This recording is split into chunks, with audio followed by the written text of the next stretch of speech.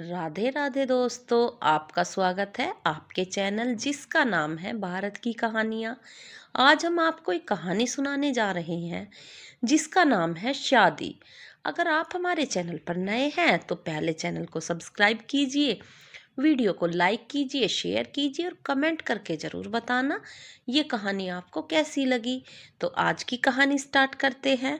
दीदी, आप शादी में तो ज़रूर आएंगी ना? उसने मुझसे कहा। फिर कुछ क्षणों के पश्चात वह बोली, दी, इंतजाम आप लोगों की टक्कर का तो ना हो शायद। आप तो जानती हैं ना हमारी हालत, ऊपर से सब कुछ मुझे अकेले ही करना है। तो कुछ कमी रह जाए तो बुरा ना मानिएगा। हाँ, प्यार में कोई कमी नहीं मिलेगी आपको। आप आएंगी ना? उसके जवाब में हामी तो भर दी मैंने, पर मन ही मन में बहुत कुछ विगत जैसे संजीव होने लगा था। न चाहते हुए भी कुछ पल फ्लैशबैक में चली गई मैं, जहां मेरा विवाह होने वाला है और मैं अकेली, जी हाँ, लगभग अकेली ही तैयारियों में जुटी हुई हूँ। उत्साहहीन इस भागम भाग में कुढ़ती हुई, ऊबी हुई माँ की चिंता। पुताई करवानी है, एक कमरा ढंग का बनवा लें। कोई तुम्हारी ससुराल से आ गया तो बैठाने की भी जगह नहीं है। और सबसे बड़ी चिंता, पीएफ के पैसे नहीं निकले तो शादी कैसे होगी? कहाँ से 3 लाख रुपए लाऊं? कपड़ा, जेवर, बाकी इंतजाम कैसे होंगे? रिश्तेदारों के अनेक क्वेश्चन। कार्ड छपवाने दिए, मेहमानों की लिस्ट बन गई। 20 रिश्तेदार ट्रेन के साथ जाएंगे, उनका रिजर्वेशन करवा लिया। साड़ी तैयार हो गई, पैकिंग कर ली। शगुन की तैयारी हो गई, लगन का सामान आ गया। तुम्हारी ज्वेलरी फाइनल हो गई। जीजी को फिर एडमिट करने को कहा है डॉक्टर ने। तुम्हारे मामा को टाइम नहीं, तुम्हें ही देखना होगा। स्कूल मैनेजमेंट कहता है मार्च में बोर्ड एग्जाम है। मार्च में ही आप शादी कर रही हो? कैसे होगा सब? फरवरी में ही स्कूल छोड़ दूंगी तो बच्चों का क्या होगा?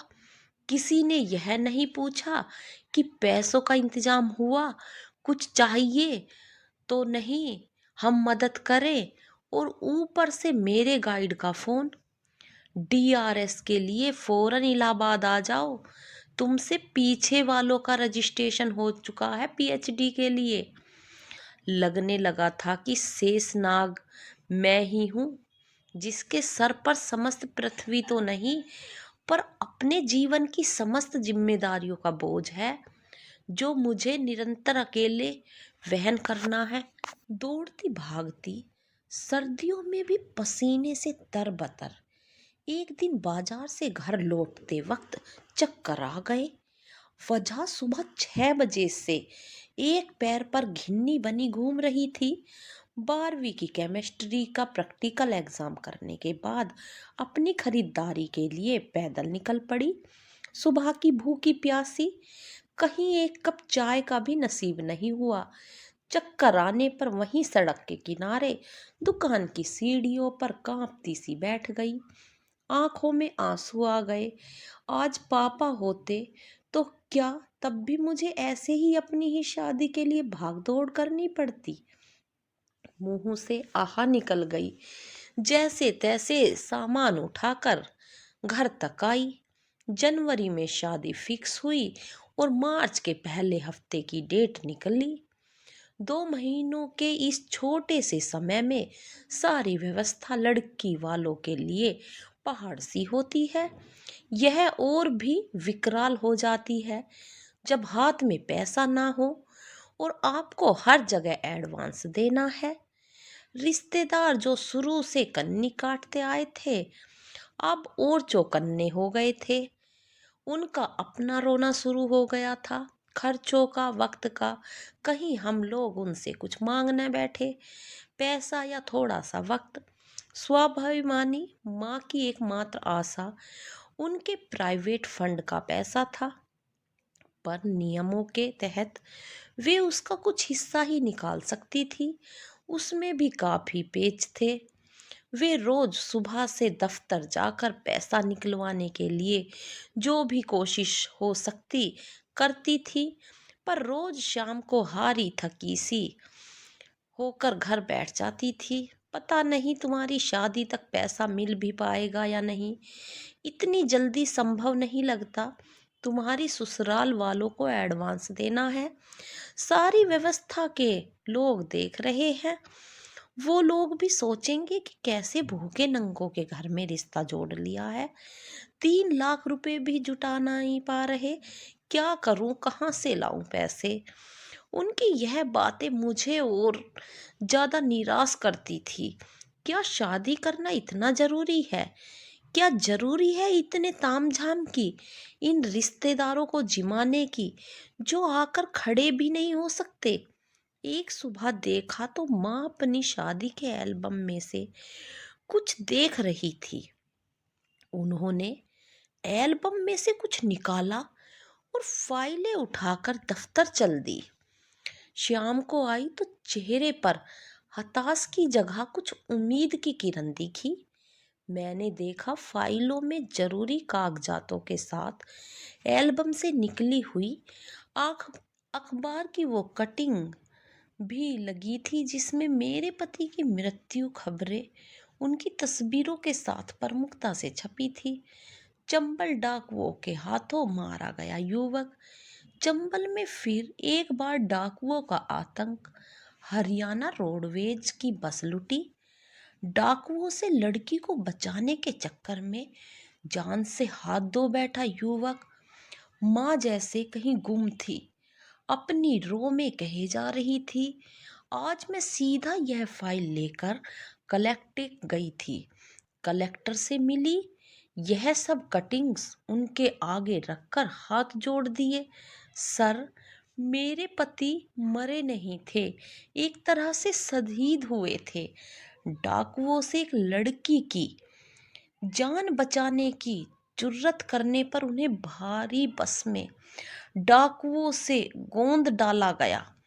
डाकुओं के हाथों हथियार होने पर भी हम लोगों को सरकार की ओर से कोई सांत्वना या राहत नहीं मिली।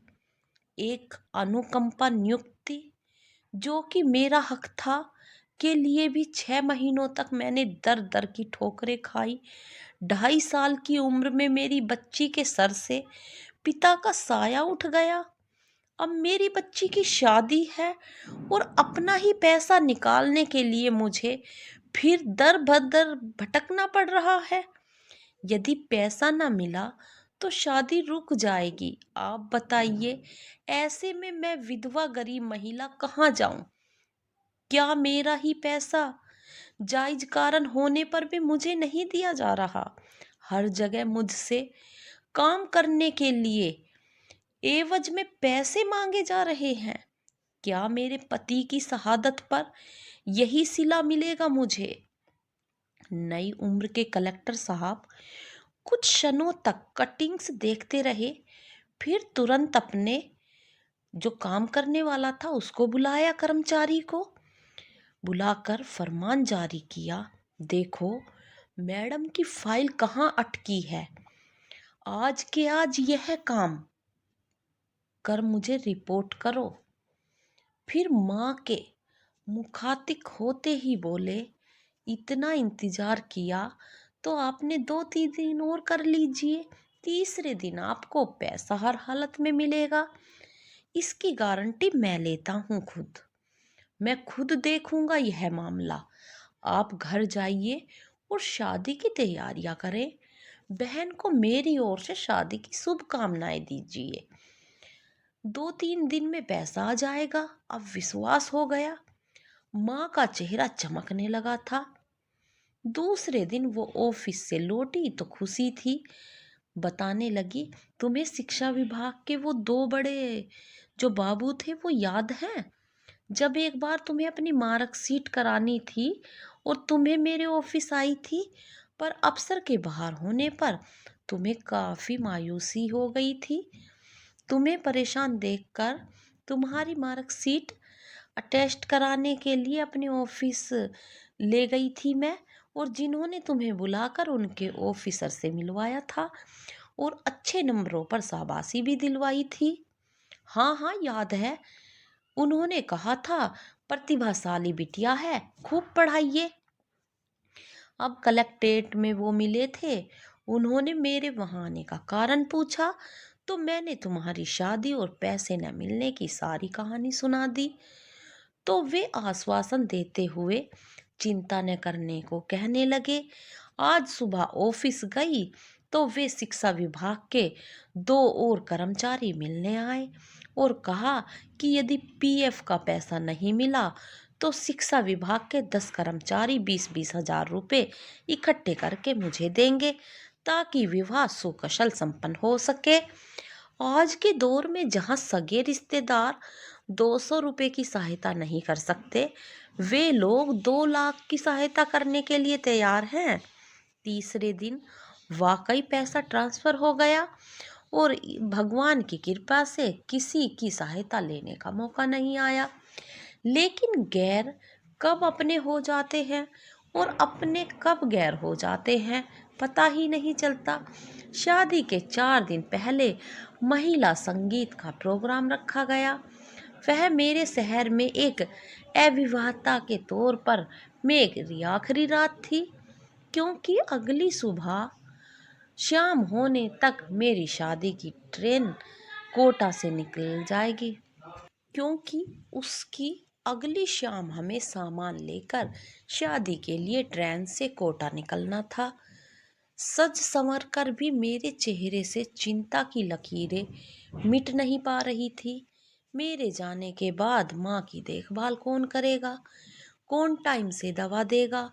मेहमान रात 11 बजे तक आते रहे। अब हलवाई ने हाथ खड़े कर दिए, खाना खत्म और गुंजाइश नहीं। ऐसा कैसे? पता चला फ्री के खाने के चक्कर में काफी ऐसे लोग भी जिम गए जिन्हें हम जानते भी नहीं थे। आयोजन की निगरानी करने वाली मैं तो महिलाओं में घिरी बैठी थी। अब बाहर कौन नजर रखता। गमीनत यह थी कि जीमने को अब सिर्फ घर के मेहमान ही रह गए थे। एक बार फिर जी टिस गया। इतने रिश्तेदार हैं पर जिम्मेदारी लेने को कोई तैयार नहीं। हाँ, कमियां निकालने के लिए सब आगे थे। मेरी संपन्न मौसी जी माँ को हड़काए जा रही थी। ये इंतजाम किया जीजी तुमने, हमें तो खाना तक नसीब नहीं हुआ। और गाजर का हलवा कौन बनवाता है आजकल, उसमें भी किरकिर थी। बेटी की शादी करने जा रही हो, 2 आइटम ढंग के बनवा सकती थी, थुकवा दिया तुमने तो जीजी।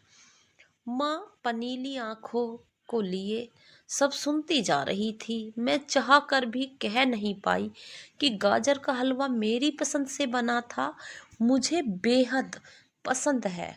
और उससे भी बड़ा सच यह था कि सर्दियों में गाजर सस्ती होती है, तो इससे सस्ती स्वीट डिश हमारे लिए और कोई नहीं थी। मौसियाँ, मामियाँ, चाचियाँ, बुआएं सब भुन भुना रही थी। लिहाजा मुझे अपनी बनारसी साड़ी चेंज कर घर के कपड़े पहन किचन में घुसना ही पड़ा। छोटी मौसी सहायता को दौड़ी, छोटी मामी भी तुरंत आगे आ गई। हम तीनों ने मिलकर फिर खाना बनाया और सब बचे हुए मेहमानों को खिलाया। लेकिन रात देर तक मैं मेरे पापा को याद कर आंसू बहाती रही।